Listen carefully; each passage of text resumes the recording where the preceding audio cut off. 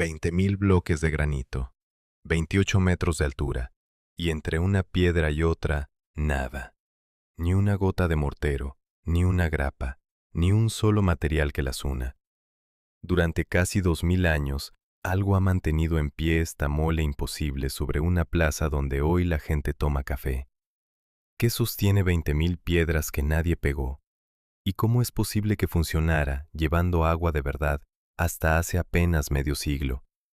La respuesta es más extraña que la pregunta, y no tiene nada de leyenda. Es pura ingeniería, tan precisa que aún hoy cuesta creerla al verla de cerca. Para entenderla hay que empezar por el principio, por una ciudad encaramada en una roca que necesitaba algo que, en apariencia, no podía tener: el acueducto de Segovia. Sales de una calle estrecha del casco antiguo, una calle cualquiera, con sus portales de piedra y sus balcones de hierro, y de pronto está ahí. No se anuncia, no aparece a lo lejos, recortado contra el horizonte, dándote tiempo a prepararte. Doblas una esquina y lo tienes encima. Una muralla de arcos de granito oscuro que cruza la ciudad de lado a lado. 28 metros de piedra apilada sobre tu cabeza, y bajo ella, gente con bolsas del supermercado, terrazas de cafetería, niños que cruzan sin levantar la vista. La primera sensación no es admiración, es desconcierto. Algo así no debería estar aquí, en mitad de una plaza, con un bar funcionando a su sombra. Debería estar vallado, en un campo, en ruinas. Y sin embargo permanece en pie, entero, tan rotundo como el día en que se cerró el último arco. Antes de preguntarse cómo se sostiene, conviene preguntarse por qué existe. Porque un acueducto de esta envergadura no se levanta por capricho. Se levanta porque una ciudad tiene un problema que no puede resolver de otra manera. Y Segovia tenía exactamente ese problema. La ciudad se asienta sobre un promontorio rocoso, una lengua de piedra elevada entre dos ríos, el Eresma y el Clamores, que la abrazan por sus flancos y la aíslan como un foso natural. Esa posición es una bendición para quien quiere defenderse. El terreno cae en vertical por los lados y desde arriba se domina toda la llanura castellana. Los primeros pobladores de la zona, un pueblo prerromano, ya habían entendido el valor de aquel risco, y cuando las tropas romanas llegaron para controlar la meseta, muchos soldados se quedaron a vivir allí, atraídos por lo mismo: un lugar alto, seco, protegido. Pero lo que hace fuerte a un emplazamiento en la guerra lo hace débil en la vida diaria. Un promontorio elevado tiene una pega evidente: el agua está abajo y la ciudad arriba. Los ríos corren por el fondo de los valles, a decenas de metros por debajo de las casas. Y subir agua a mano, cántaro a cántaro, cuesta arriba, día tras día, para abastecer a toda una población romana con sus fuentes, sus baños públicos, sus letrinas y sus viviendas, era sencillamente inviable. Roma no concebía una ciudad sin agua corriente en abundancia. El agua era civilización. Una urbe sin baños, sin fuentes en las esquinas, sin la posibilidad de lavar las calles, no era del todo romana. Y Segovia quería ser romana. El problema, entonces, era de una claridad brutal. El agua buena, limpia, abundante, estaba en la sierra, en las montañas del Guadarrama, a más de 15 kilómetros de distancia y a bastante altura. La ciudad estaba encaramada en su roca. Entre una cosa y otra, valles, desniveles, un terreno quebrado que subía y bajaba. Había que traer esa agua desde la montaña hasta lo alto del promontorio, cruzando todo lo que se interpusiera, y había que hacerlo sin bombas, sin motores, sin energía de ninguna clase, solo con una fuerza disponible: la gravedad. El agua solo sabe hacer una cosa por sí misma, que es caer, y el reto de los ingenieros romanos fue convertir esa única capacidad, la de caer, en un viaje controlado de 16 kilómetros que terminara, precisamente, subiendo hasta la parte alta de la urbe. Aquí aparece la primera cifra que rompe la lógica de lo que uno espera.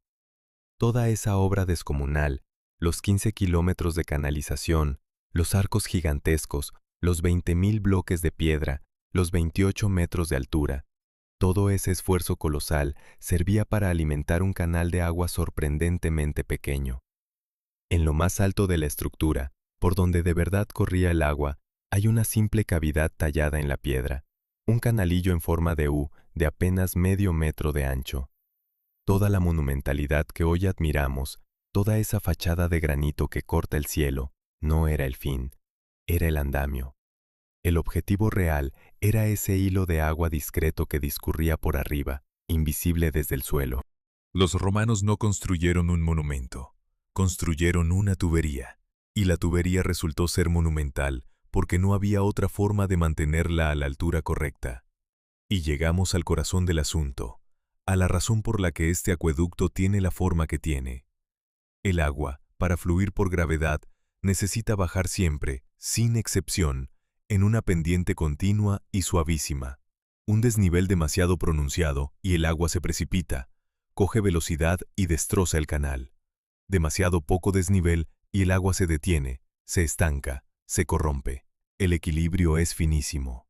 Los ingenieros romanos calcularon que el canal debía descender, de media, un 1% a lo largo de todo su recorrido. 1 metro de caída por cada 100 metros de longitud. Esa pendiente había que mantenerla constante durante kilómetros, por un terreno que no era plano, que subía y bajaba, que se cruzaba con barrancos y hondonadas. Ahí está la clave de todo. Cuando el terreno natural bajaba más de lo que el canal necesitaba, no había problema. El agua descendía tranquila por una conducción cercana al suelo. El problema surgía cuando el terreno se hundía de golpe, cuando aparecía un valle. Si el canal seguía el contorno del suelo y bajaba al fondo de esa depresión, el agua perdía la altura que tanto costaba conservar, y ya no tenía manera de volver a subir al otro lado. La altura, una vez perdida, no se recupera sin energía, y energía no había. La solución fue tan sencilla de enunciar como titánica de ejecutar. Si el suelo baja, pero el agua no puede bajar con él, entonces hay que sostener el canal en el aire, a la altura que necesita, hasta que el terreno vuelva a subir por sí solo al otro lado del valle. Y para sostener un canal en el aire hacen falta arcos. Cuantos más metros de profundidad tenga el valle, más altos han de ser esos arcos. El corazón de Segovia, el lugar donde hoy se alza la parte más espectacular del acueducto, es exactamente eso, una depresión del terreno, un valle urbano que se hunde justo entre el punto por donde entra el agua y la roca donde se asienta la ciudad. En ese punto, para mantener el canal a su altura precisa, los constructores no tuvieron más remedio que elevarlo hasta casi 30 metros sobre el suelo. Por eso el monumento crece hacia el cielo precisamente donde crece y no en otro sitio. No es una decisión estética, no buscaban impresionar. Los 28 metros son la respuesta matemática a la profundidad del valle. La grandiosidad del acueducto de Segovia es, en el fondo, la medida exacta de un obstáculo del terreno. Todo encaja, entonces, con una lógica implacable. La ciudad estaba arriba porque quería defenderse. El agua estaba lejos y en alto, en la sierra. Había que traerla solo con gravedad, lo que obligaba a una pendiente perfecta y continua. Esa pendiente, al cruzar el valle central, obligaba a levantar el canal por los aires. Y levantarlo por los aires exigía una arquería de piedra de una altura descomunal. Cada rasgo del acueducto nace de una necesidad concreta, encadenada a la anterior. Nada es adorno. Todo es función. Queda, sin embargo, una pieza sin encajar, y es la más difícil de todas. Levantar arcos de 28 metros no es en sí mismo un milagro. Los romanos sabían hacer arcos, y grandes. Lo verdaderamente inexplicable a primera vista es de qué están hechos esos arcos por dentro. Porque cuando uno se acerca a la base de uno de esos pilares enormes, alarga la mano y recorre con los dedos la junta entre dos bloques de granito, encuentra algo que no encaja con nada de lo aprendido. Encuentra una línea. Solo una línea. Piedra. Y luego otra piedra. Y en medio, el vacío. Ni cemento, ni cal, ni argamasa, ni una sustancia que las pegue. 28 metros de granito sostenido sobre tu cabeza, y lo único que separa un bloque de varias toneladas del siguiente es una fina raya de sombra. La ciudad ya tiene su explicación. Sabemos por qué el acueducto está aquí, por qué es tan alto, para qué sirve. Lo que aún no sabemos es qué impide, exactamente, que 20.000 piedras sueltas se desplomen sobre la plaza. Y esa respuesta empieza 1000 años antes de que se colocara el primer sillar, en las páginas de un libro. Un hombre camina por una obra, en algún lugar del imperio, hace unos 2000 años. Lleva bajo el brazo un rollo de pergamino. En ese rollo están escritas las reglas de todo lo que le rodea: cómo se elige el terreno, cómo se mezclan los materiales, cuánto debe descender un canal para que el agua ni se detenga ni se desboque. No es un mago, no guarda ningún secreto arcano, lleva encima un manual, y ese manual es de dominio público. Cualquiera que sepa leer y tenga acceso a una buena biblioteca puede consultarlo. La técnica que levantó el acueducto de Segovia no viajaba oculta en la cabeza de unos pocos iniciados. Viajaba escrita, ordenada, publicada, en las páginas de un libro que ya era viejo cuando las primeras piedras segovianas se pusieron en su sitio. Ese libro se titula De Arquitectura y lo compuso un ingeniero militar romano llamado Marco Vitruvio Polión en el siglo I antes de nuestra era, más de 100 años antes de que existiera el acueducto. Son 10 volúmenes que recogen, con una minuciosidad casi obsesiva, todo el saber constructivo de Roma.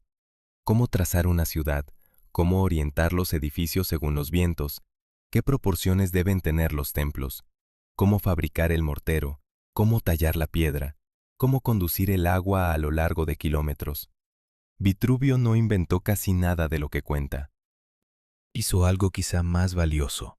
Lo recopiló y lo fijó por escrito, de modo que dejara de depender de la memoria de un maestro y pasara a ser un conocimiento estable, transmisible, repetible en cualquier rincón del mundo romano. Y esa es la primera idea que conviene grabar, porque desmonta de raíz cualquier tentación de misterio.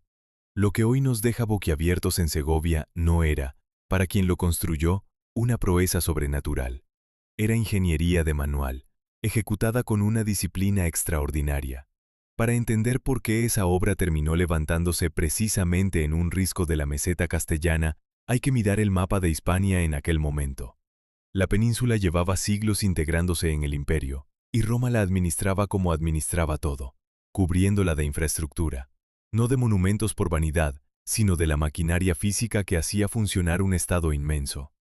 Calzadas rectas que unían un extremo con otro, puentes que salvaban ríos que antes cortaban el paso. Y agua, siempre agua, canalizada hasta las ciudades para que pudieran crecer y sostener población. La red hidráulica no era un lujo, era el sistema circulatorio del imperio. Segovia, un enclave modesto pero bien situado sobre la meseta, formaba parte de esa trama de ciudades que fijaban el poder de Roma en el interior peninsular. Y como toda ciudad romana que se preciara, reclamaba su derecho al agua. Aquí aparece un contraste que merece la pena detener un instante, porque explica el temple de aquella civilización. Roma construía sus grandes obras públicas con voluntad de permanencia. No pensaba en décadas, pensaba en generaciones. Una calzada, un puente, un acueducto, se concebían para durar, para servir a los hijos de quienes los pagaron. Esa mentalidad, la de edificar como si el tiempo no fuera una amenaza sino un aliado, es la que permite que hoy, 20 siglos después, sigamos caminando bajo unos arcos que se pensaron para el largo plazo. Lo que en otras culturas era excepción, en la ingeniería romana era norma. Se construía bien porque se construía para siempre. Y sin embargo, entre todo aquel saber acumulado, hubo una cifra que se convirtió en la obsesión silenciosa de cualquier constructor de acueductos. Una cifra pequeña, discreta, que no se ve en ninguna fotografía y que, no obstante, decidía el éxito o el fracaso de toda la empresa. Esa cifra era la pendiente, la inclinación con la que el canal debía descender a lo largo de su recorrido. Vitruvio se ocupa de ella con detalle en sus páginas dedicadas al agua, porque sabía que ahí se jugaba todo. Un canal es, en esencia, una promesa hecha a la gravedad. Te dejo caer, pero muy despacio, y solo por donde yo diga. Si la promesa se rompe, el agua no llega. El motivo es de una lógica implacable, y aquí conviene detenerse en el detalle técnico porque es el nervio de toda la obra. Si el canal desciende demasiado rápido, el agua se acelera. Y el agua veloz es un animal destructivo.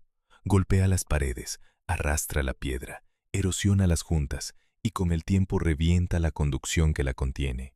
Pero si el canal desciende demasiado poco, si se acerca a la horizontal, ocurre lo contrario y no menos grave. El agua pierde su empuje, se remansa, se detiene. Y el agua detenida se pudre, cría suciedad, deja pozos, se vuelve insalubre. Entre esos dos abismos, el de la velocidad que rompe y el de la quietud que corrompe, hay que encontrar una franja estrechísima, ni tan inclinado que arrase, ni tan llano que se estanque. El punto justo, el que los romanos aprendieron a base de siglos de aciertos y desastres, ronda ese 1%, ese metro de caída por cada 100 de avance, mantenido con constancia a lo largo de todo el trazado. Lo asombroso no es conocer el número, lo asombroso es sostenerlo. Porque una cosa es escribir en un libro que el canal debe bajar un 1%, y otra muy distinta es garantizar esa inclinación exacta a lo largo de kilómetros y kilómetros de terreno real. Un terreno que se empeña en subir y bajar por su cuenta, que se hunde en barrancos y se levanta en lomas. Cada metro del recorrido había que nivelarlo, medirlo, corregirlo, para que el descenso fuera continuo y suave, sin un solo tramo que se remontara hacia arriba, porque el agua, sencillamente, no sabe remontar. Y todo esto sin un solo instrumento de los que hoy damos por sentados, sin niveles láser, sin sistemas de posicionamiento, sin más ayuda que reglas graduadas, plumadas colgantes y artefactos de madera y agua con los que un topógrafo, a ojo y a pulso, iba comprobando la caída palmo a palmo bajo el sol de Castilla. Conviene imaginar la escena, porque en ella está el verdadero heroísmo de esta historia, mucho más que en la altura de los arcos. Un hombre agachado en la ladera de la sierra, con un instrumento rudimentario apoyado en el suelo, verificando que el trazado desciende lo justo. Detrás de él, kilómetros ya calculados. Delante, kilómetros por calcular. Un error sistemático, una pequeña desviación repetida tramo tras tramo, y el agua se quedaría a medio camino, sin fuerza para alcanzar la ciudad, o llegaría enfurecida y destrozaría el canal. No había margen para la aproximación. La precisión no era una virtud deseable, era la única entre el funcionamiento y el fracaso absoluto. Y funcionó. El agua llegó, lo que significa que aquellos hombres, con sus herramientas de madera y su manual bajo el brazo, no se equivocaron. De modo que la primera capa del enigma queda despejada, y merece decirse con claridad para que no quede sombra de duda. El acueducto de Segovia no es fruto de un conocimiento perdido, ni de una sabiduría que la humanidad supiera y luego olvidara.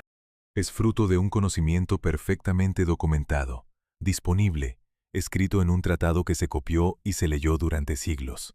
Los principios que rigen cada uno de sus arcos, la pendiente del canal, la elección de los materiales, el reparto de las cargas, estaban al alcance de cualquier ingeniero competente del imperio. Lo que distingue a Segovia no es que supieran algo que nosotros ignoremos, es la entrega brutal con que aplicaron lo que sí sabían. Y aquí es donde el asunto se vuelve verdaderamente interesante, porque el libro de Vitruvio explica la pendiente, explica el agua, explica los materiales, explica casi todo, pero hay un punto en el que el manual se queda corto ante lo que uno ve en Segovia. Vitruvio, como cualquier constructor romano, contaba con el mortero, con la argamasa que traba las piedras y rellena sus huecos, como un ingrediente natural de la obra. Roma amaba el mortero, lo usaba a raudales, había perfeccionado incluso un hormigón capaz de fraguar bajo el agua. Y sin embargo, quien recorre con la mano los pilares del acueducto no encuentra ni rastro de esa argamasa que el libro da por descontada. Encuentra piedra desnuda contra piedra desnuda. La técnica estaba escrita, sí, pero en Segovia alguien decidió prescindir precisamente del material que todos habrían dado por imprescindible. Y para comprender por qué y quién tomó esa decisión, hay que subir hasta lo más alto de la estructura, hasta unos huecos vacíos abiertos en la piedra, donde en su día brillaron unas letras de bronce que guardaban un nombre y una fecha, y que un día desaparecieron. En lo más alto del acueducto, en la zona donde la estructura alcanza su mayor altura sobre la plaza, hay dos huecos. uno a cada lado de la obra, enfrentados, tallados en la piedra con esmero. Están vacíos. Son dos nichos, dos oquedades rectangulares que hoy no contienen casi nada, y que la mayoría de los que pasan por debajo ni siquiera advierten. Pero esos huecos vacíos son, en cierto sentido, el lugar más importante de todo el monumento, porque ahí, y no en otro sitio, estaba escrito quién construyó el acueducto de Segovia y cuándo lo hizo. Ahí estaba la respuesta a la pregunta más elemental que uno puede hacerse ante una obra colosal. Y esa respuesta se borró. En la época romana, sobre los arcos de mayor altura, se extendía una inscripción. No era una inscripción tallada en la piedra, grabada a cincel en la roca, de esas que resisten milenios. Era algo más lujoso y más frágil a la vez. Una hilera de grandes letras de bronce, probablemente doradas, fijadas una a una sobre los sillares de granito. Cada letra se sujetaba mediante pequeñas patillas metálicas que se encajaban en orificios perforados en la piedra. El resultado debía de ser deslumbrante. Bajo el sol de Castilla, aquellas letras brillantes proclamaban, a quien alzara la vista, el nombre del responsable de la obra y la fecha de su ejecución. Era la firma del monumento. Su acta de nacimiento, colgada a 30 metros del suelo para que nadie la olvidara. Y desapareció. En algún momento de los muchos siglos que siguieron, las letras de bronce se perdieron. Puede que las arrancaran para aprovechar el metal, un material valioso y reutilizable, en épocas en que el bronce valía mucho más que la memoria de un ingeniero muerto hacía siglos. Puede que simplemente se fueran soltando, cayendo, perdiéndose una tras otra con el paso del tiempo. El resultado es el mismo. Un día, la inscripción que fijaba con certeza la autoría y la fecha del acueducto dejó de existir, y con ella se fue el dato más básico de todos. La obra sobrevivió. Su nombre, no. Aquí conviene detenerse en la ironía, porque es la que sostiene toda esta parte. El granito, colocado sin nada que lo pegara, resistió 2000 años. El bronce, el metal noble elegido precisamente para perdurar, para grabar el nombre en la posteridad, no llegó ni a la mitad del camino. La piedra humilde venció al metal orgulloso. El monumento sobrevivió a su propia firma. Durante siglos, esa ausencia condenó al acueducto a una especie de anonimato desconcertante.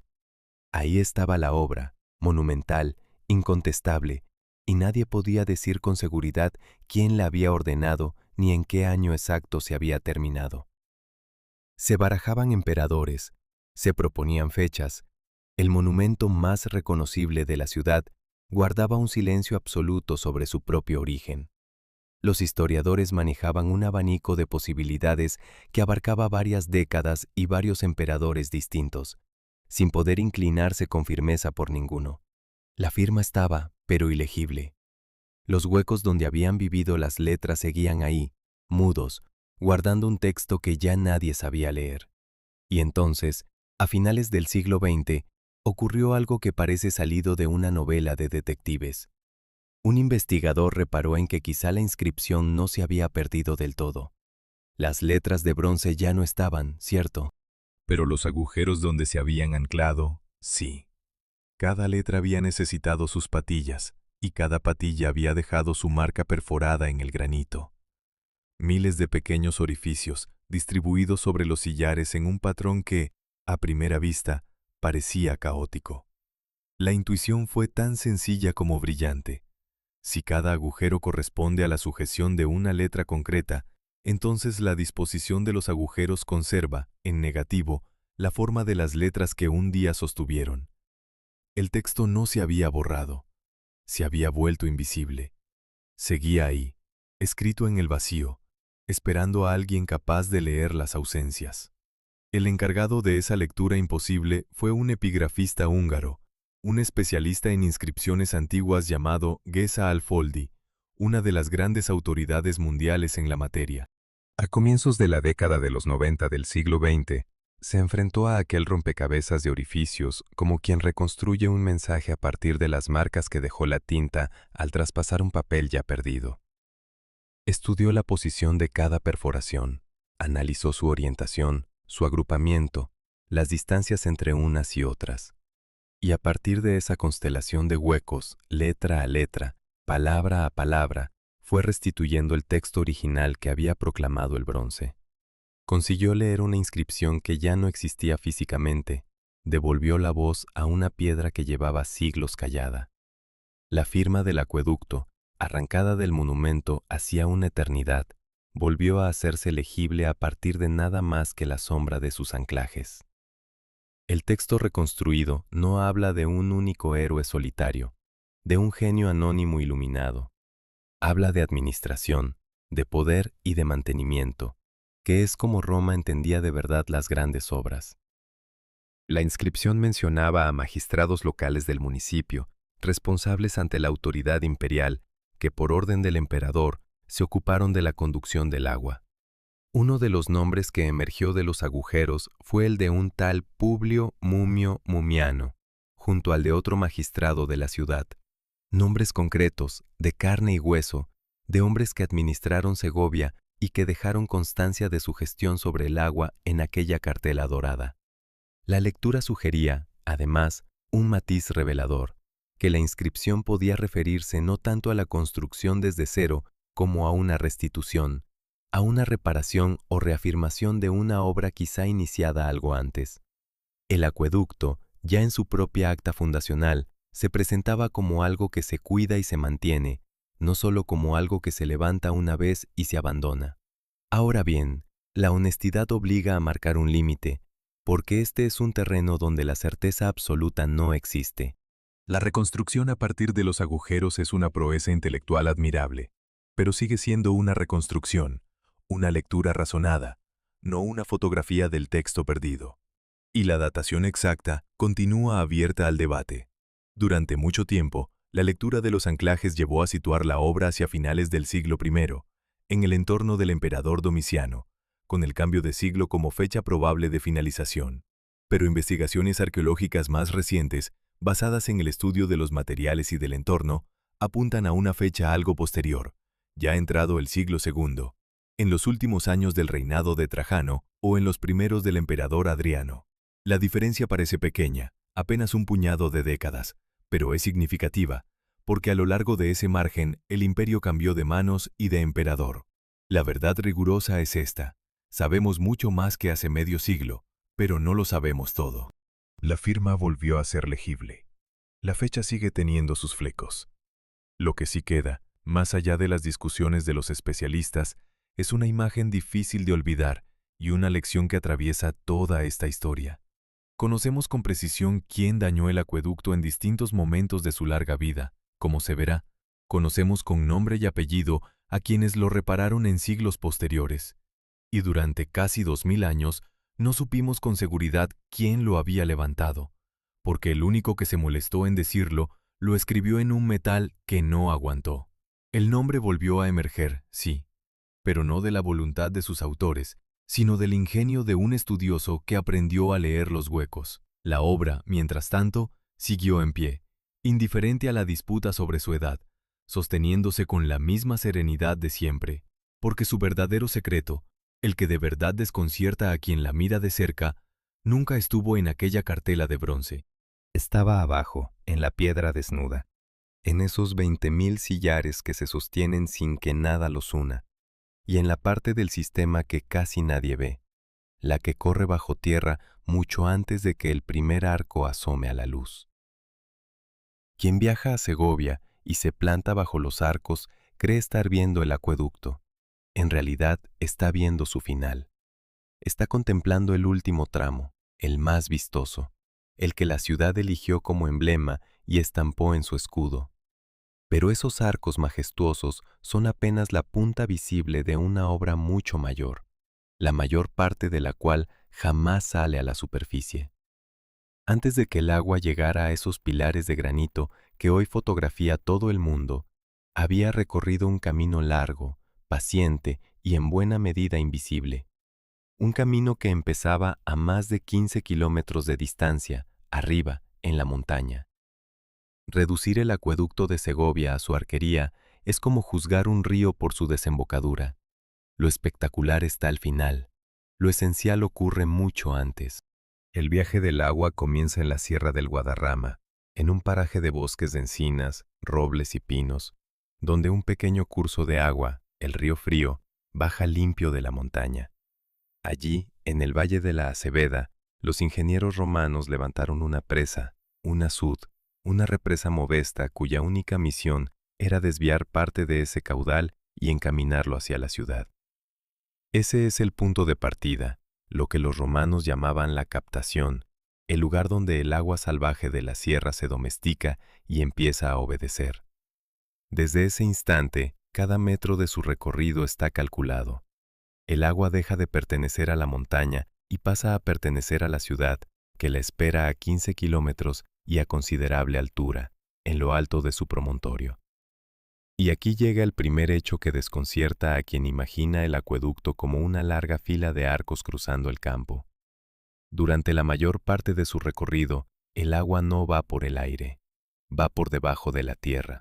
La inmensa mayoría de los kilómetros del sistema son un canal soterrado, una conducción de piedra que discurre enterrada, oculta, siguiendo las ondulaciones del terreno.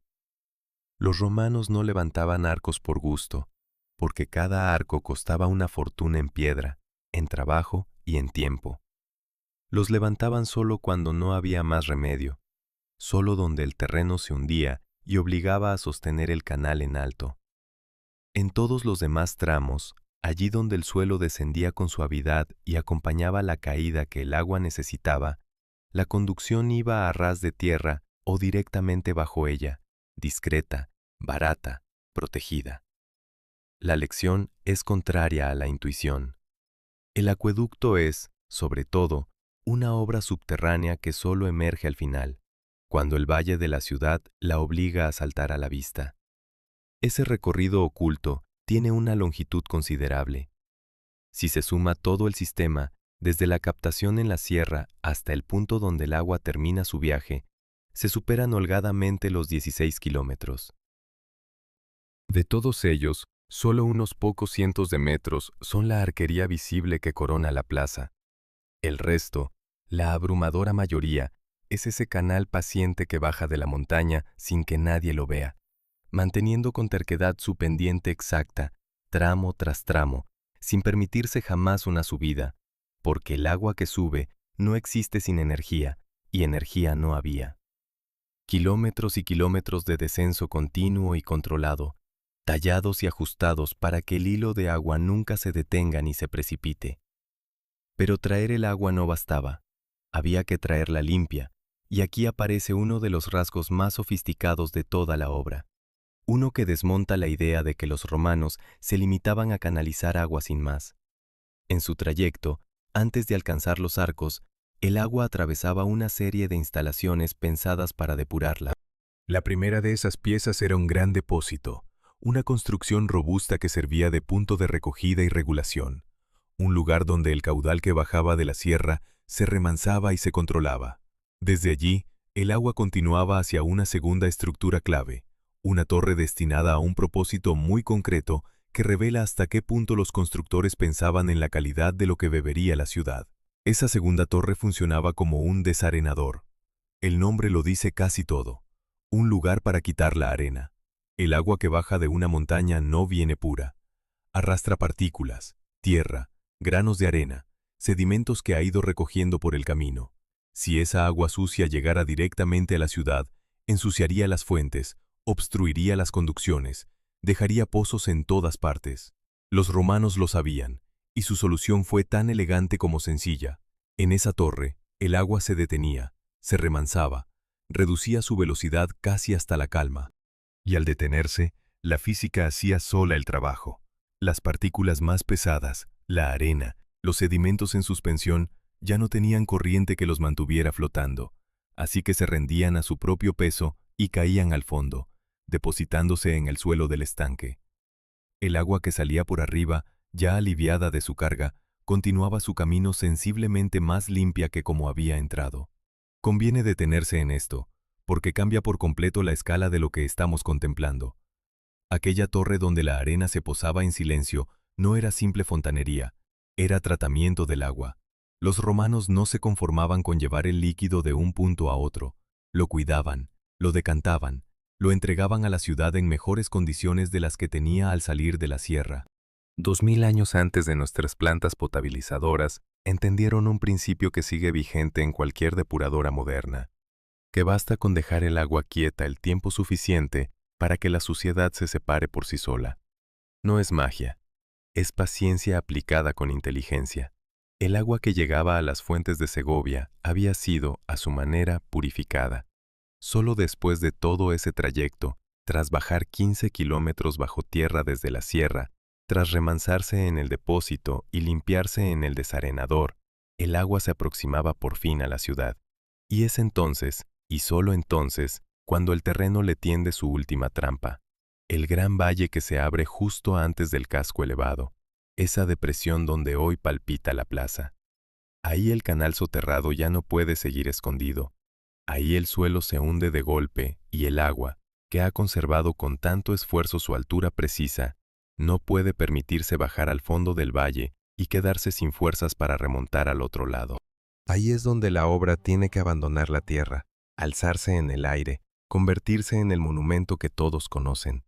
La conducción emerge, se yergue sobre sus pilares y se lanza a cruzar el vacío a la altura exacta que necesita, sostenida por esa arquería que crece hasta rozar los 30 metros justo en el punto más profundo.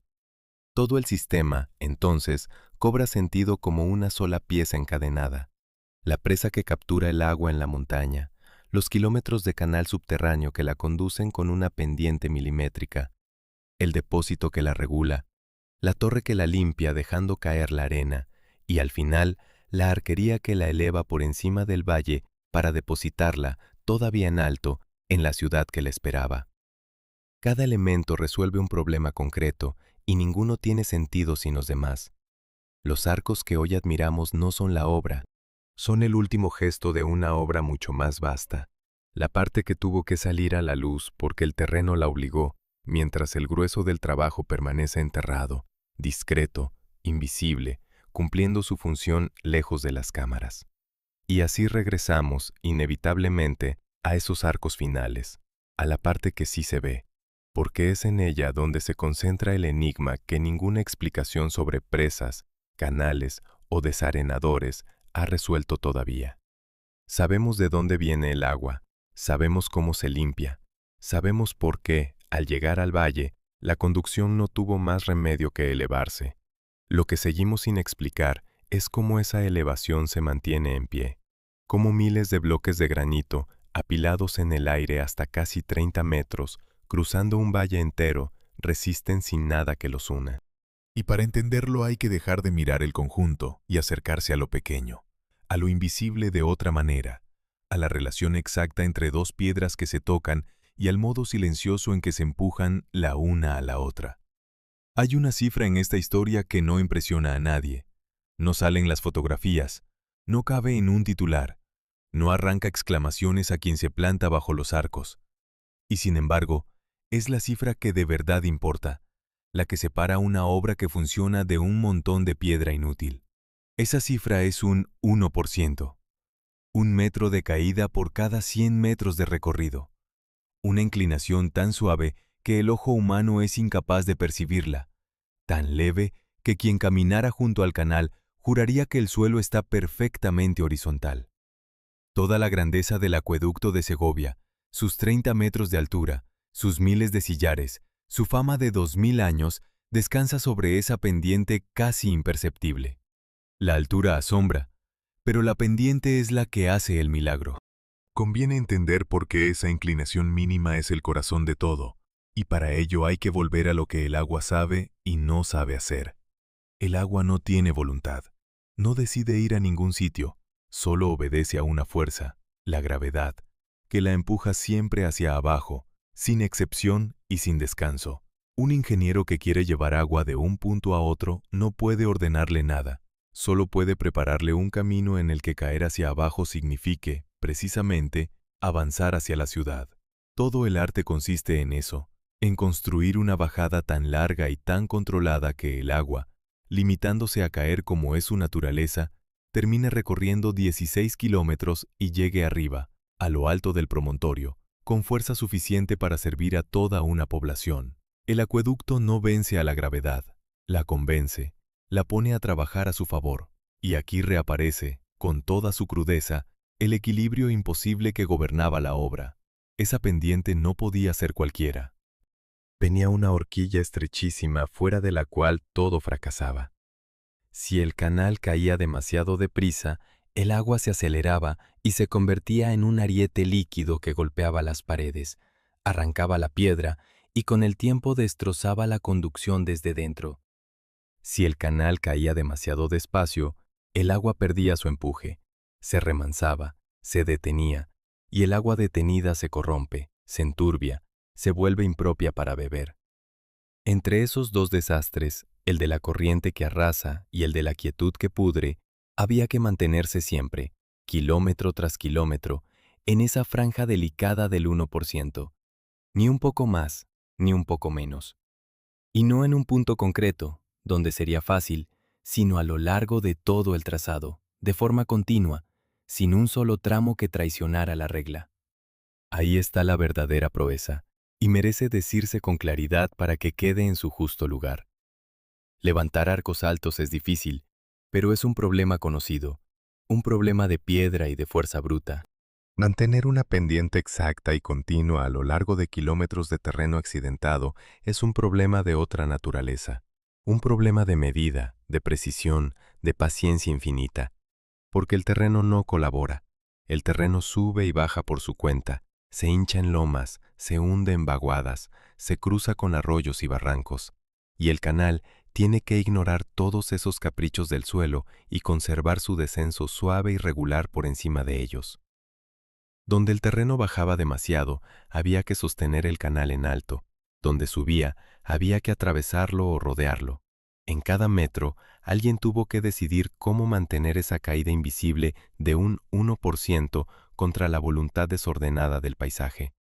Y todo esto, conviene recordarlo, se hizo sin nada de lo que hoy consideraríamos indispensable, sin un solo instrumento moderno, sin niveles láser que proyectan una línea perfecta a lo largo de cientos de metros, sin aparatos que calculan alturas al instante.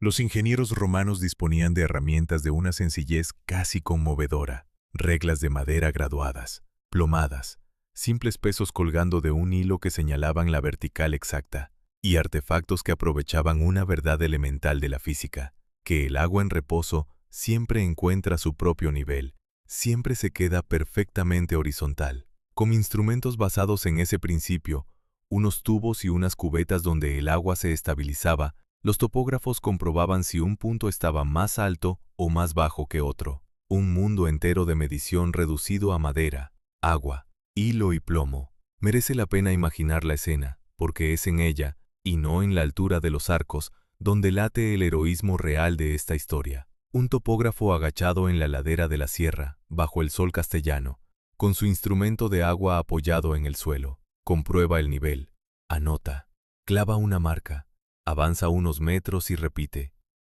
Detrás de él quedan tramos ya nivelados, kilómetros de decisiones acumuladas. Delante, kilómetros por resolver.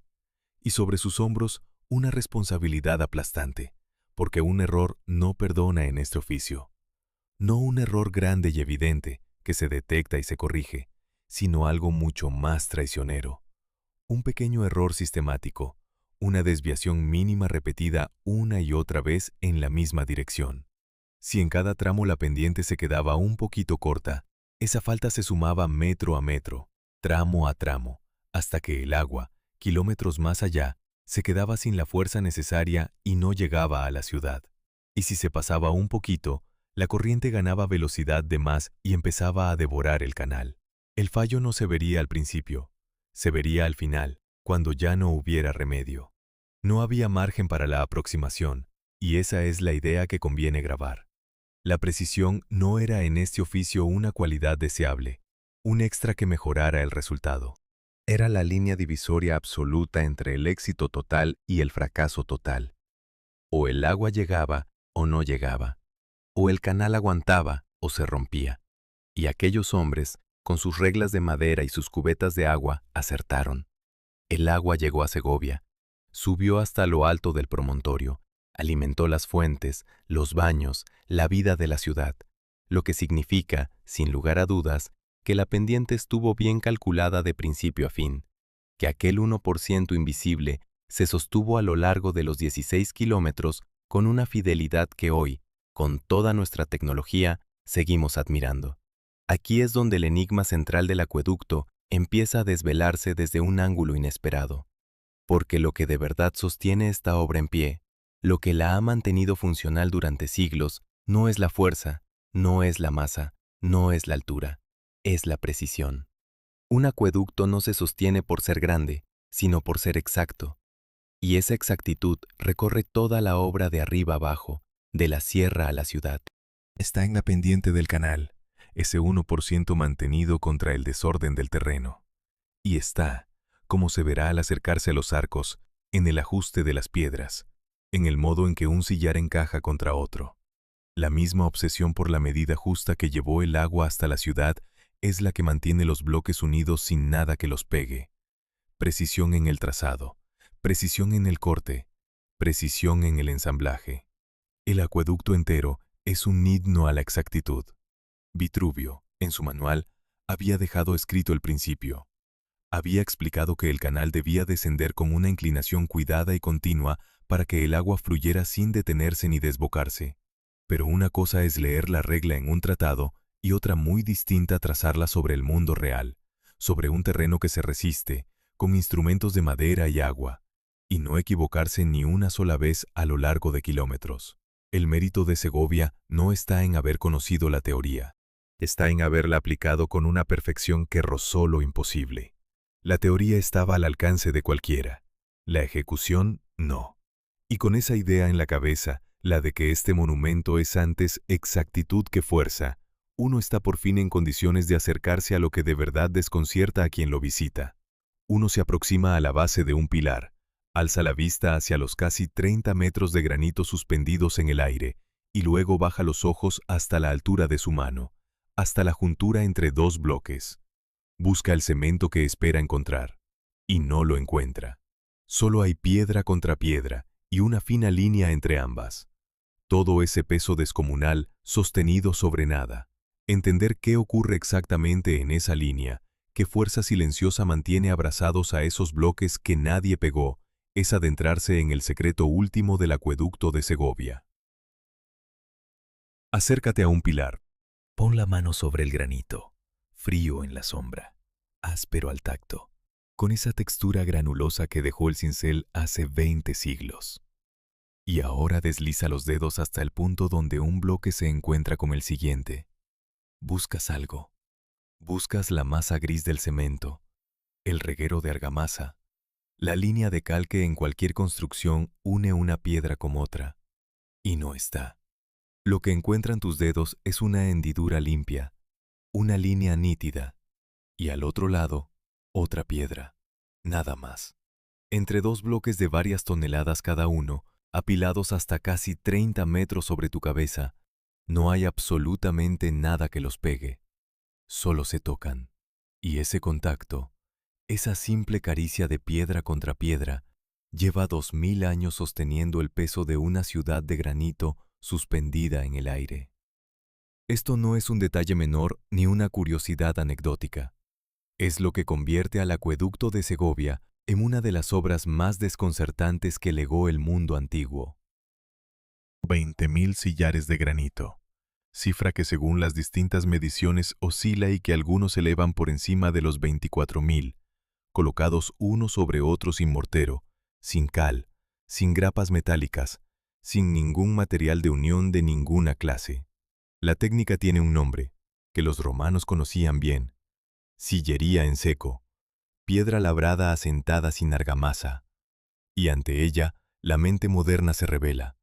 Parece que no debería funcionar. Parece que el primer temblor, el primer empujón, la primera tormenta, debería mandarlo todo al suelo. Y sin embargo, ahí sigue, imperturbable. Para entender por qué, hay que desmontar una idea equivocada que casi todos llevamos dentro sin saberlo. La idea equivocada es esta. Creemos que el cemento es un pegamento. Creemos que lo que mantiene unida una pared de piedra o de ladrillo es la argamasa, que actúa como una cola que agarra un bloque con el siguiente y les impide separarse. Y es falso. En una construcción de piedra bien hecha, el mortero no pega casi nada. Su función es completamente distinta. El mortero es un relleno. Es una pasta blanda que se coloca entre dos piedras para rellenar los huecos, las irregularidades, las pequeñas imperfecciones de sus superficies. Como ninguna piedra tallada a mano es perfectamente lisa, cuando apoyas una sobre otra solo se tocan en unos pocos puntos, en las partes más salientes, y el peso se concentra en esos puntos con una presión enorme que puede resquebrajar la roca. El mortero rellena todo ese espacio vacío entre ambas, de modo que la carga deja de apoyarse en unos pocos salientes y se reparte de manera uniforme por toda la superficie. El mortero no une las piedras, las nivela. Es una almohadilla, no una cola. Y aquí está la clave que lo explica todo, la que resuelve de golpe el enigma que llevamos arrastrando desde el primer arco. Si el mortero solo sirve para rellenar los huecos entre dos piedras mal ajustadas, entonces basta con eliminar esos huecos para que el mortero deje de ser necesario. Y eso es exactamente lo que hicieron los constructores de Segovia. En lugar de tallar las piedras de cualquier manera y rellenar después las imperfecciones con argamasa, decidieron tallarlas con tal precisión que no quedara imperfección alguna que rellenar. Labraron cada bloque de granito, a mano, con una exactitud tan extrema que las superficies de contacto encajaban casi a la perfección, piedra contra piedra, sin apenas hueco entre ellas. Y donde no hay hueco, no hace falta relleno. Donde el ajuste es perfecto, la almohadilla sobra. Eliminaron la necesidad del mortero, eliminando el problema que el mortero venía a resolver. Ese es el secreto entero, y conviene subrayar lo que tiene de revelador. No hay ningún conocimiento perdido, ninguna fórmula olvidada, ninguna sabiduría misteriosa. Lo que hay es trabajo. Una cantidad de trabajo humano difícil de concebir hoy. Los romanos no sustituyeron el cemento por una técnica secreta. Lo sustituyeron por esfuerzo y por precisión. Cambiaron la química por la geometría. En lugar de fabricar una pasta que compensara las imperfecciones, se dedicaron a que no hubiera imperfecciones, tallando y ajustando cada sillar hasta que encajara con su vecino con una fidelidad asombrosa. Lo que sostiene el acueducto no es un material ingenioso, es la exactitud del corte, multiplicada por 20.000 piedras. Ahora bien, la precisión del tallado explica que las piedras encajen, pero todavía no explica del todo por qué no se caen. Y aquí entra en juego la otra mitad del secreto, que tiene que ver con la forma del arco y con una idea que parece un contrasentido. El arco de medio punto, el semicírculo de piedra que los romanos dominaban como nadie, trabaja por compresión. Esto significa que las piedras que lo forman no están sujetas, están apretadas. El peso de cada bloque, tirando hacia abajo por la gravedad, empuja contra los bloques vecinos, y esos contra los siguientes, en una cadena de empujes que recorre todo el arco y baja por los pilares hasta el suelo. Cada piedra presiona a las de al lado, y al presionarlas, las inmoviliza. El resultado es una paradoja hermosa. Cuanto mayor es el peso que soporta la estructura, con más fuerza se aprietan las piedras entre sí, y más firme se vuelve el conjunto. La carga no amenaza al arco, lo consolida. Un arco no se sostiene a pesar del peso que lleva encima, sino gracias a él. En una estructura así, un pegamento no solo es innecesario, sino que apenas tendría trabajo que hacer. Las piedras no tienden a separarse, que es lo que un adhesivo evitaría. Tienden justo a lo contrario, a comprimirse las unas contra las otras. Lo único que se les pide es que estén bien talladas para que ese empuje se transmita limpiamente de una a otra, sin concentrarse en un punto débil. Y eso, la talla precisa, ya lo tenían resuelto. La forma del arco genera la fuerza que aprieta. La exactitud del corte garantiza que esa fuerza se reparta bien. Entre las dos cosas, la geometría del semicírculo y la perfección del ajuste, la estructura se cierra sobre sí misma en un equilibrio que no necesita nada más. Y todavía hay una tercera capa de inteligencia en el diseño, visible para quien sepa mirar. Los pilares que sostienen los arcos no son columnas uniformes, del mismo grosor de arriba a abajo. Se van estrechando a medida que ascienden. En la base, donde el peso acumulado de todo lo que tienen encima es mayor, son más anchos, más robustos. Arriba, donde soportan menos carga, se afinan. La piedra se coloca donde el esfuerzo la reclama y se aligera donde no hace falta. Y en los puntos donde el terreno cae con más profundidad, la estructura se organiza en 2 niveles de arcos superpuestos, una arquería sobre otra, repartiendo la gran altura en 2 pisos en lugar de forzar un solo arco imposible. Cada elemento responde a una necesidad mecánica concreta. Nada está de más, nada está de menos. La forma sigue a la fuerza con una honestidad absoluta. De modo que la respuesta a la pregunta que nos ha perseguido desde el principio empieza por fin a tomar cuerpo, y es más elegante que cualquier misterio. Lo que sostiene 20.000 piedras que nadie pegó es, en primer lugar, la propia forma del arco, que convierte el peso en abrazo, que usa la gravedad para apretar las piedras en vez de para derribarlas, y es, en segundo lugar, la precisión sobrehumana del tallado, que hizo innecesario cualquier relleno al lograr que cada bloque encajara con el siguiente sin apenas holgura, con presión y exactitud, geometría y trabajo. No hay pegamento porque no se necesita pegamento. La estructura se sostiene a sí misma con lo único que tiene, que es piedra bien cortada y bien colocada, obedeciendo a las leyes de la física con una fidelidad que el tiempo no ha logrado desmentir. Y sin embargo, esa misma perfección esconde una vulnerabilidad que nada tiene que ver con la física, porque una obra tan sólida, tan capaz de resistir su propio peso, el viento, la lluvia y los siglos, seguía siendo, al fin y al cabo, una construcción hecha por manos humanas en mitad de una ciudad. Y las ciudades no solo padecen el desgaste del tiempo, padecen la historia, padecen a los hombres. El acueducto había demostrado que podía vencer a la gravedad durante 1000 años. Lo que aún no había enfrentado era el día en que un ejército se plantara al pie de sus arcos con la intención deliberada de derribarlos. Durante casi 1000 años, el acueducto no tuvo enemigos serios. Había resistido lo que la naturaleza le echaba encima. El sol que dilata la piedra en verano y el hielo que la contrae en invierno. El viento que barre la meseta, la lluvia, el peso incesante de su propia mole. Había visto caer el imperio que lo levantó. Había visto llegar a otros pueblos que se asentaron en la ciudad, y había seguido haciendo lo único que sabía hacer: llevar agua, en silencio, día tras día, siglo tras siglo. La física no había podido con él. Y entonces, en un año concreto, el enemigo dejó de ser la naturaleza y pasó a ser el hombre. En el año 1072, por primera vez en su larga vida, alguien se propuso, deliberadamente, hacerle daño. Aquel año, la ciudad se vio envuelta en un conflicto militar. Un ejército al mando del gobernante de Toledo puso cerco a Segovia en el marco de las disputas por el control del territorio que atravesaban entonces la península. Conviene contar este episodio con la mayor sobriedad, ateniéndose a lo que ocurrió y no a las lecturas que después se le han querido dar. Fue una campaña militar más entre las muchas que jalonan aquellos siglos convulsos. Un enfrentamiento por el dominio de una plaza estratégica, y en el transcurso de aquel asedio, el acueducto sufrió. Alrededor de 36 de sus arcos resultaron dañados o directamente derribados.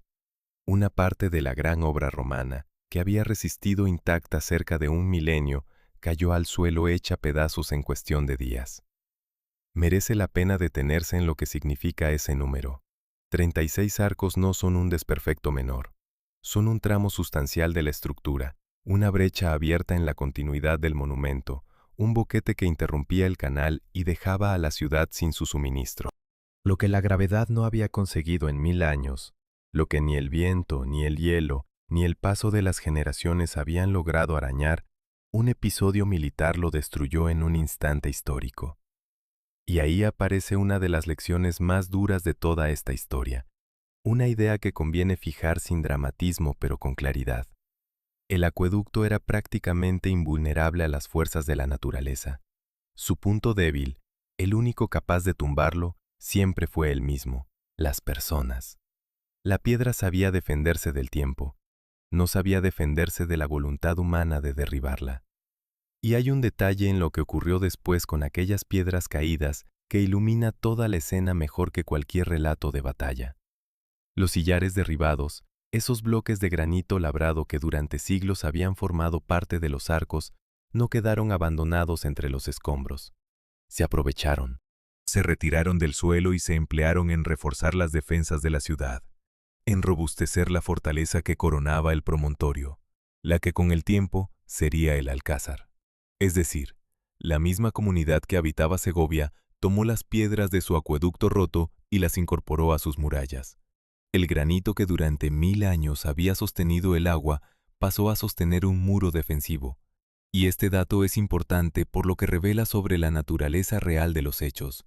La piedra del acueducto fue desmontada y reutilizada por unos y por otros, según las necesidades del momento. No hubo un bando que amara el monumento y otro que lo odiara. Hubo, sencillamente, una guerra, y una obra de piedra que quedó en medio, y unos bloques valiosos que, una vez en el suelo, sirvieron a quien los necesitó. Reducir aquello a una historia de buenos contra malos sería traicionar lo que de verdad pasó. Aquí se abre un interrogante que vale la pena sostener un momento, porque no tiene una respuesta inmediata. Una obra dañada de semejante manera, con 36 arcos por los suelos y el canal interrumpido, podría haber corrido la misma suerte que tantos acueductos romanos repartidos por el antiguo imperio, la del abandono. Cuando una infraestructura antigua se rompe, la tentación de dejarla morir es enorme, sobre todo si repararla exige un esfuerzo colosal. Buena parte de los grandes acueductos que Roma sembró por sus provincias terminaron así, arruinados, saqueados para aprovechar sus materiales, convertidos en cantera y en recuerdo. Nada obligaba a Segovia a reconstruir el suyo, y sin embargo, no lo abandonó. La brecha no se dejó como una cicatriz permanente. La ciudad decidió, andando el tiempo, volver a levantar lo caído. La razón de esa decisión no es sentimental, sino profundamente práctica, y nos devuelve al principio mismo de toda esta historia. Segovia no podía permitirse perder su acueducto, porque Segovia no podía vivir sin él. La ciudad seguía encaramada en su roca, seguía teniendo el agua abajo y la población arriba. Seguía enfrentada al mismo problema insalvable que había obligado a los romanos a construir la obra 1000 años atrás. Sin el acueducto, no había manera razonable de subir el agua hasta lo alto del promontorio. El monumento no era una reliquia venerable que se conservara por respeto al pasado. Era una pieza de infraestructura viva, indispensable, tan necesaria en el momento del asedio como el día en que se colocó su primer sillar. Y una infraestructura de la que depende la supervivencia de una ciudad no se abandona, se repara, cueste lo que cueste, porque la alternativa es quedarse sin agua. La necesidad, que había dado origen al acueducto, fue también lo que lo salvó de la ruina, de modo que el daño de aquel año quedó, durante un tiempo, como una herida abierta a la espera de cura. El canal roto, los arcos derribados, el suministro comprometido. Pero la voluntad de reconstruir ya estaba tomada por la sencilla razón de que no había otra opción viable. Y esa reconstrucción, cuando por fin llegara, plantearía un reto que los romanos nunca tuvieron que afrontar.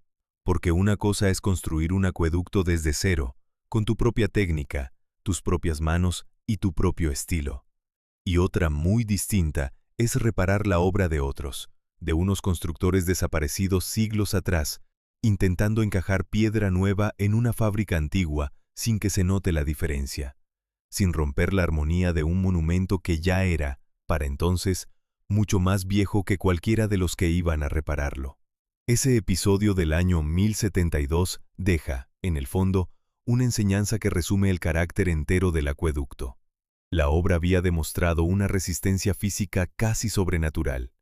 1000 años de servicio ininterrumpido sin que nada la doblegara. Pero esa fortaleza tenía un límite, y el límite no estaba en la piedra, sino fuera de ella, en la historia de los hombres que la rodeaban. El acueducto podía con la gravedad, con el clima, con los siglos. No podía con un ejército decidido a derribarlo. Y aún así, incluso después del golpe, sobrevivió, porque la ciudad lo necesitaba demasiado para dejarlo caer del todo. Fue herido, pero no abandonado. Y en esa decisión de repararlo en lugar de rendirse, late ya la siguiente etapa de su historia. La del momento en que unas manos de un tiempo completamente distinto se atrevieron a continuar la obra de Roma y descubrieron, quizás sin quererlo, hasta qué punto es difícil imitar a los que vinieron antes. Camina despacio a lo largo del acueducto, mirando los arcos uno por uno, y presta atención a su forma. Al principio verás siempre lo mismo: un arco de medio punto, un semicírculo perfecto, la mitad exacta de una circunferencia dibujada en el aire con piedra. Otro igual, y otro más. Una sucesión de semicírculos idénticos que se repiten con la regularidad de un latido. Y de pronto, en un tramo concreto, algo cambia. El arco ya no es un semicírculo limpio. Su parte superior se cierra un poco más de la cuenta, se estrecha, se afina hacia arriba, como si en lugar de completar la curva quisiera terminar en punta. Es un cambio sutil, casi imperceptible para quien no lo busca. Pero una vez que lo ves, ya no puedes dejar de verlo. Y ese cambio de forma marca, con la precisión de una frontera dibujada en el suelo, el lugar exacto donde termina Roma y empieza otra época. Esos arcos ligeramente apuntados, distintos de los demás, son precisamente los que hubo que reconstruir. Son la cicatriz, sanada pero visible, de aquella herida abierta en el asedio. Cuando la ciudad decidió por fin reparar el tramo derribado, habían pasado siglos desde el daño. La reconstrucción llegó ya avanzada a la Edad Media, en tiempos de los reyes católicos, hacia finales del siglo XV. Y quienes se pusieron manos a la obra se enfrentaron a un desafío mucho más delicado de lo que parece. No tenían que inventar nada nuevo, tenían que copiar. Tenían que reconstruir 36 arcos derribados de modo que encajaran con los cientos de arcos romanos que seguían en pie, imitando una obra que ya era vieja, respetando un estilo que no era el suyo, integrándose en una fábrica levantada por manos desaparecidas 1400 años atrás.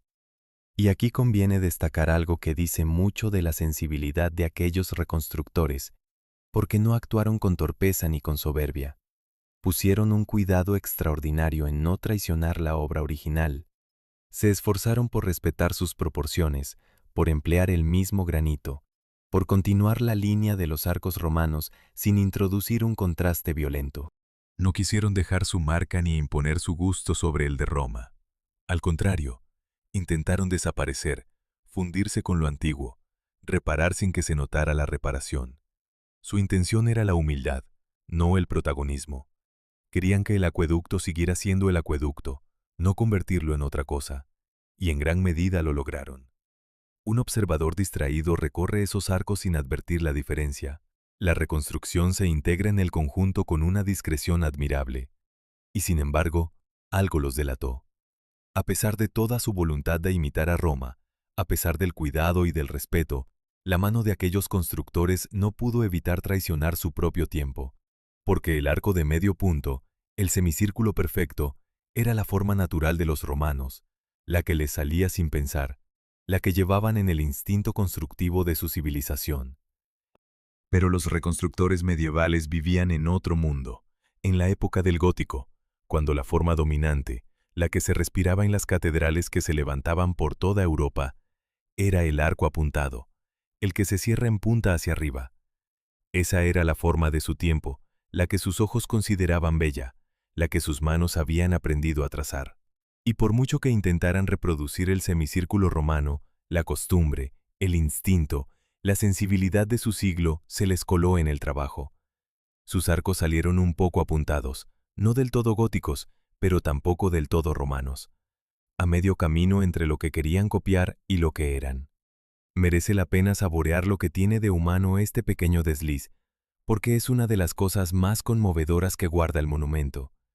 Aquellos hombres querían borrarse, querían que su trabajo pasara inadvertido, querían que las generaciones futuras vieran un acueducto uniforme, sin costuras, como si nunca lo hubieran tocado. Y lo consiguieron casi por completo. Pero ese casi es precisamente lo que los hace visibles. La época en que vivían era más fuerte que su voluntad de disimularla. No pudieron dejar de ser hombres del gótico ni siquiera cuando trataban con todas sus fuerzas de ser romanos. Y así, sin quererlo, firmaron su intervención no como un nombre, sino como una forma. Cada uno de esos arcos ligeramente apuntados es una confesión involuntaria. Aquí estuvo alguien de otro tiempo, intentando imitar a los antiguos, y su propio siglo lo delató en la curva de la piedra. El resultado es que hoy el acueducto ofrece, a quien sabe leerla, una lección de historia escrita en su propia estructura. No hace falta un libro, ni una fecha, ni una placa. Basta con caminar a su lado y observar la forma de los arcos. Donde el arco es un semicírculo perfecto, estás ante la obra de Roma, ante la piedra que colocaron los constructores del siglo II. Donde el arco se afina en punta, estás ante la reconstrucción medieval, ante la reparación de aquella herida de guerra, ante las manos del siglo XV que trataron de imitar a las del segundo. Puedes señalar con el dedo, literalmente, el punto donde una época se convierte en otra. El monumento lleva su propia cronología tallada en la piedra, visible para cualquiera que se detenga a mirarla con atención.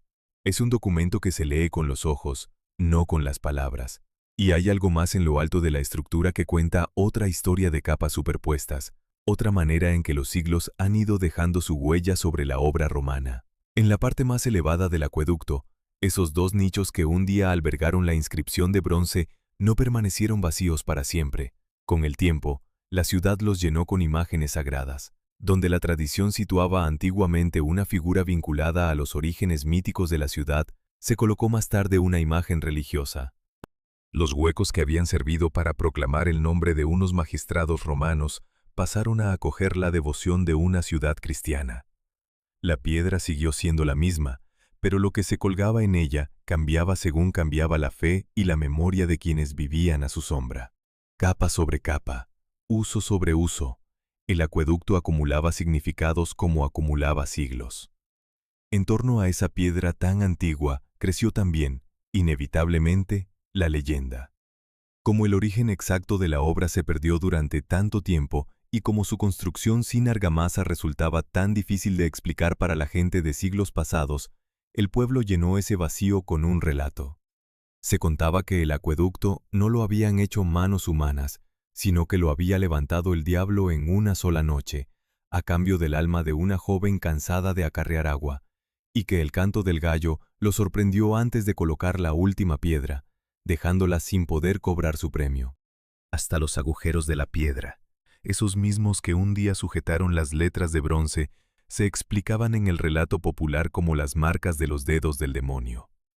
Es una historia hermosa, viva todavía en la ciudad, que en tiempos recientes ha llegado a tener su propia escultura junto al monumento.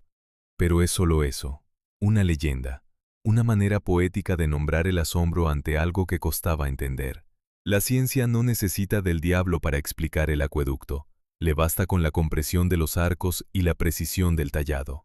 La leyenda es el vestido que el pueblo le puso a un misterio que la ingeniería ya había resuelto. Todas estas capas, la piedra romana y la reparación gótica, la inscripción perdida y las imágenes que la sustituyeron, la ingeniería real y la leyenda que floreció a su alrededor, cuentan una misma verdad de fondo. El acueducto nunca fue una ruina congelada, un objeto muerto que se contempla desde fuera. Fue siempre una obra viva, tocada, reparada, reinterpretada y habitada por cada generación que pasó bajo sus arcos. Cada época dejó en él su marca, unas veces en la forma de un arco, otras en una imagen colgada en un nicho, otras en un cuento contado al calor de la lumbre. Y mientras todo eso sucedía, mientras los siglos se acumulaban sobre su piedra, el acueducto seguía cumpliendo, imperturbable, la función para la que había nacido. Seguía llevando agua a la ciudad. Lo asombroso no es solo que resistiera, es que, contra todo pronóstico, siguiera trabajando, y que ese trabajo se prolongara hasta una fecha tan cercana a nosotros que resulta casi imposible de creer. Hay una fecha en esta historia que cuesta asimilar, porque desafía todo lo que asociamos a la palabra ruina. El acueducto de Segovia estuvo llevando agua a la ciudad hasta el año 1973.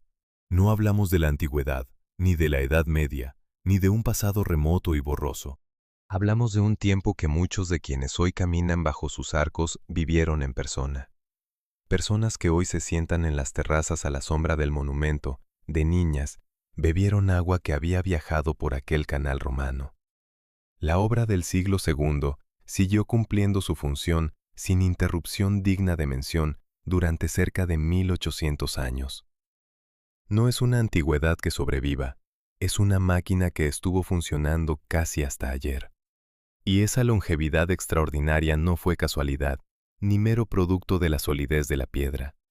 Fue el resultado de siglos de cuidados, de reparaciones sucesivas, de una ciudad que nunca dejó de atender la obra de la que dependía.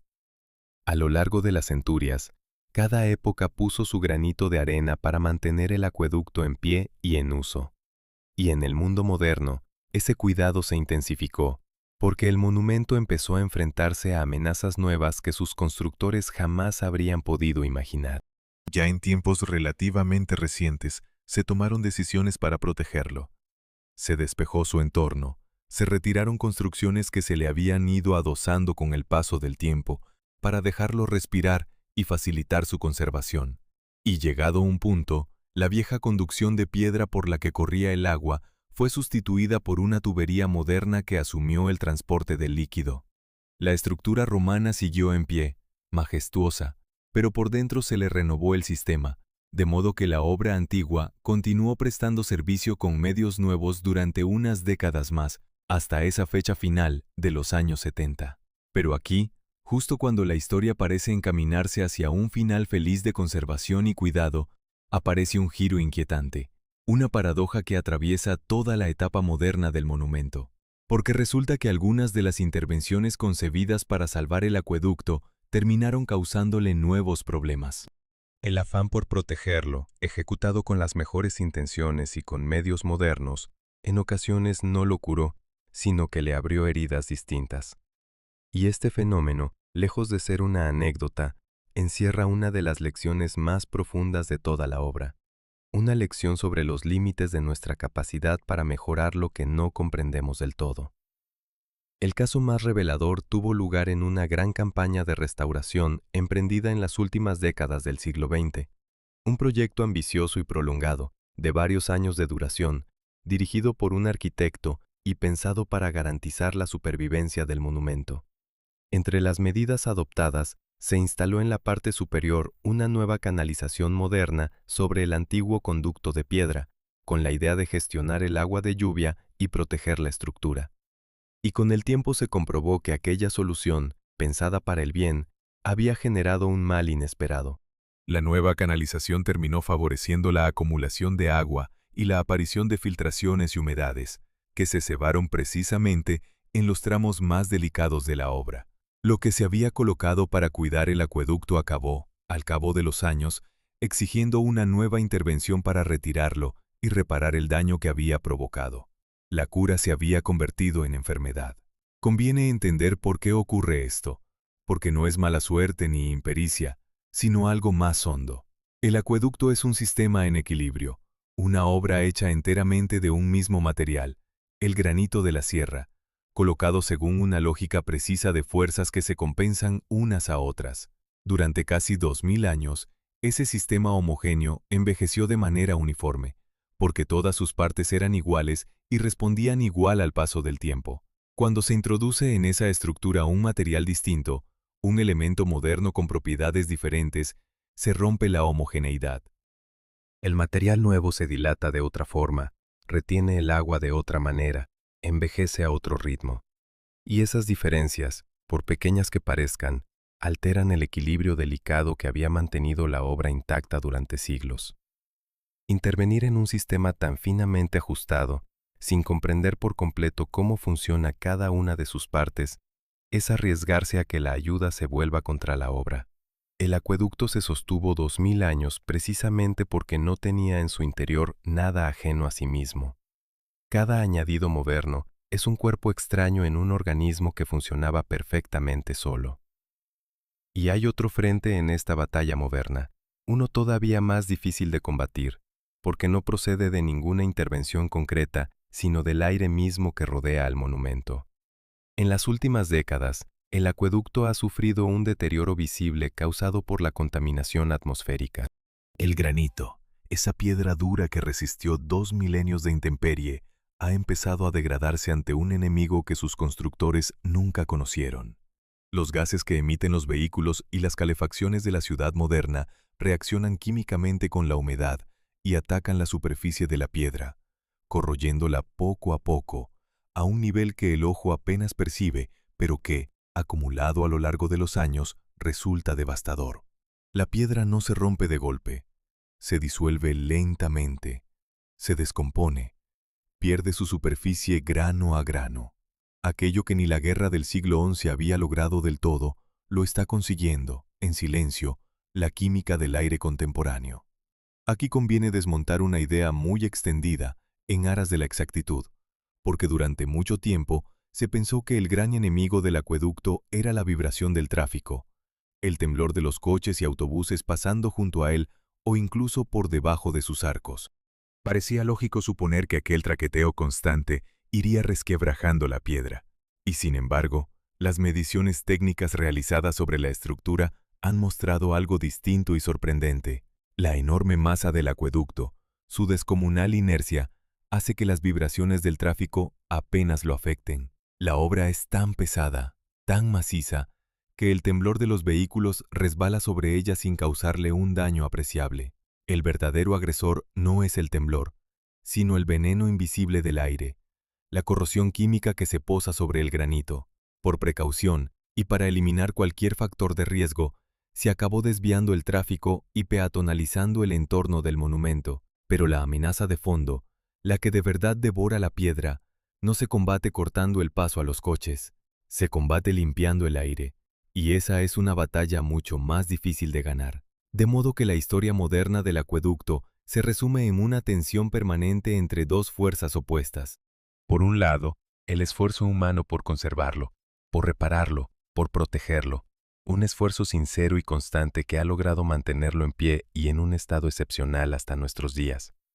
Por otro, el hecho de que algunos de esos mismos esfuerzos, y sobre todo el entorno moderno en que la obra se ve obligada a sobrevivir, le infligen daños que sus 2000 años anteriores nunca conocieron.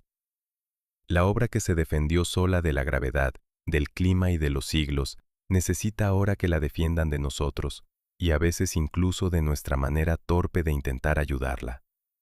El acueducto, que jamás pidió nada, que funcionó durante 18 siglos sin exigir apenas mantenimiento, se ha vuelto de pronto frágil, dependiente, vigilado. Y esa fragilidad nueva, la de una obra invencible que empieza a rendirse, no ante el tiempo sino ante su época, encierra la clave de todo lo que hemos venido persiguiendo, y da por fin la respuesta completa a la pregunta con la que empezó este viaje. Ha llegado el momento de responder, de una vez y por completo, a la pregunta que nos ha acompañado desde el primer arco. ¿Qué sostiene 20.000 piedras que nadie pegó?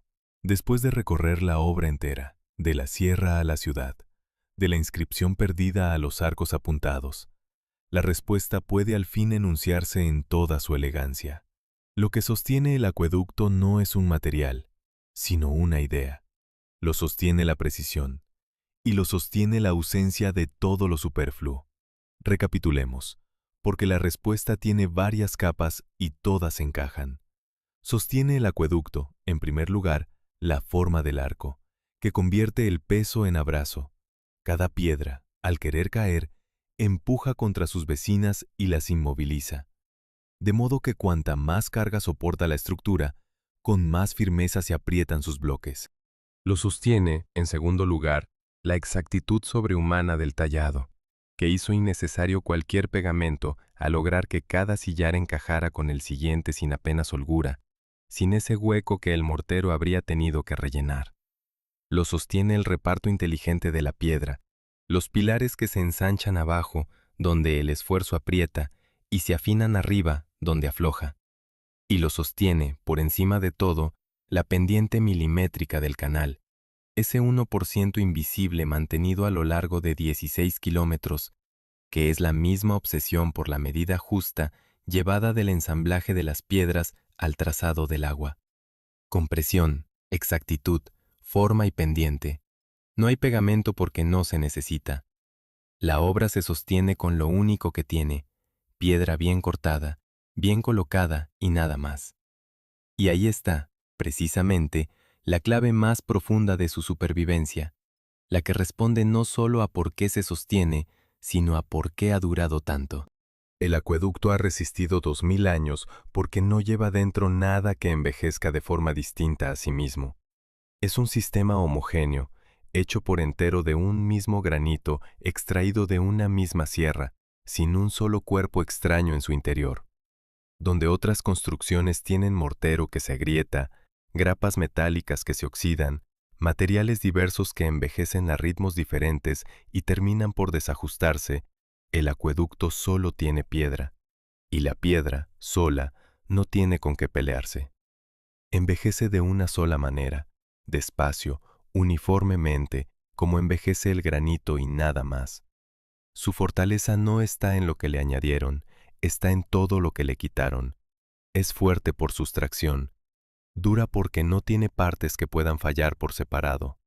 Esa idea, la de que la ausencia de lo superfluo es lo que garantiza la permanencia, es quizá la lección más honda que nos deja esta obra.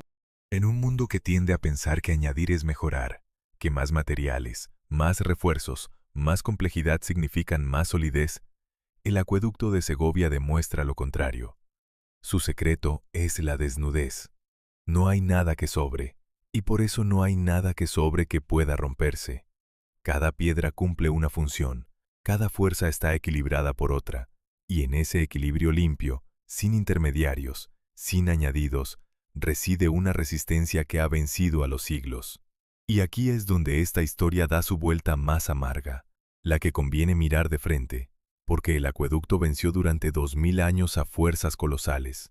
Venció a la gravedad, que tira de cada uno de sus bloques hacia el suelo sin descanso.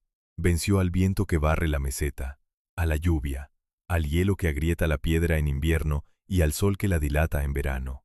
Venció al paso del tiempo, a la caída del imperio que lo creó, al relevo de los pueblos que habitaron la ciudad. Resistió incluso el golpe deliberado de un ejército que derribó parte de sus arcos. Todo eso lo superó y siguió en pie, siguió llevando agua, siguió trabajando. Y ahora, después de haber resistido lo insuperable, empieza a rendirse ante algo mucho más pequeño y mucho más nuestro. Empieza a deshacerse por el aire que respiramos junto a él.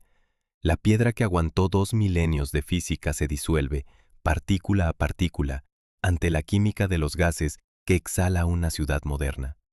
Lo que ni la guerra ni los siglos consiguieron del todo, lo está logrando el simple hecho de que pasemos cerca. Merece la pena detenerse en la crudeza de esa idea, sin dramatismo, con la serenidad de un hecho. El acueducto sobrevivió a todo lo que la naturaleza le echó encima. Su único enemigo verdadero, a lo largo de toda su vida, ha sido siempre el ser humano. Los hombres lo dañaron una vez con un asedio, y lo dañan ahora, mucho más despacio pero quizá de forma más difícil de reparar, con la contaminación cotidiana. La obra que se sostuvo sola, que no pidió nada, que funcionó 18 siglos sin apenas exigir mantenimiento, necesita hoy que la protejamos de nuestro propio entorno. La factura que no cobró en 2000 años se la estamos pasando nosotros, en apenas unas décadas. Y para cerrar el círculo, conviene volver al principio, a aquellos huecos vacíos en lo alto de la estructura, a las letras de bronce que desaparecieron. Recordemos la ironía con que empezó este viaje. El bronce, el metal noble elegido para grabar el nombre en la posteridad, no aguantó, mientras el humilde granito colocado sin argamasa resistió 2 milenios. Sabemos quién dañó el acueducto. Sabemos quién lo reparó, en la Edad Media y en tiempos modernos. Conocemos nombres de reyes, de magistrados, de restauradores. Y del nombre de quien concibió y levantó la obra, apenas pudimos recuperar un eco, leído con ingenio en la sombra de unos agujeros. El constructor del acueducto hizo algo asombroso. Creó una obra que sobrevivió a su propia firma, que duró incomparablemente más que el metal donde quiso dejar escrito su nombre. Buscó la permanencia en el bronce, y la encontró, sin saberlo, en la piedra. Su verdadera firma no fueron aquellas letras doradas que el tiempo se llevó. Fue la obra misma, que sigue en pie, respondiendo cada día a quien se acerca a tocar sus juntas la pregunta de qué sostiene 20.000 piedras que nadie pegó. La respuesta es la precisión. La respuesta es que no le sobra nada. La respuesta lleva 2000 años a la vista de todos, cruzando una plaza donde la gente toma café bajo el peso imposible del granito. Hasta aquí este viaje por la historia del acueducto de Segovia, una de esas obras que cambian la forma de mirar todo lo que creíamos entender sobre el pasado. Si te ha acompañado hasta el final, si has sentido la misma fascinación que sentimos al desentrañarla, deja tu me gusta y suscríbete al canal, porque cada día traemos una nueva historia como esta. Gracias por estar al otro lado y hasta el próximo monumento.